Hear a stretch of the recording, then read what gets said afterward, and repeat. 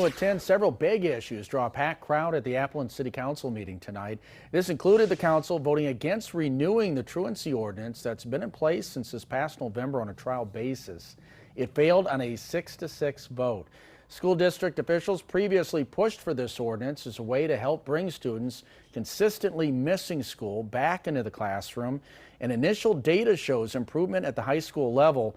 However, the district also saw a slight increase in habitual truancy and chronic absenteeism at the middle and elementary school levels after the ordinance went into place. The council heard from people on both sides. Some states have or are in the process of eliminating truancy as a reason to refer students to court.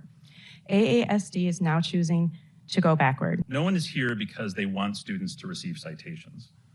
I believe the data presented to the Safety and Licensing Committee demonstrates exactly that. The ordinance has largely served as a deterrent. Also tonight, the council referred back a resolution to the Safety and Licensing Committee establishing public oversight and accountability standards for automated license plate reader cameras and mass surveillance technologies. Back in May, Appleton Mayor Jake Woodford announced that the city would stop the use of Flock's safety products due to concerns about the integrity of Flock's underlying system that have eroded the city's trust in them.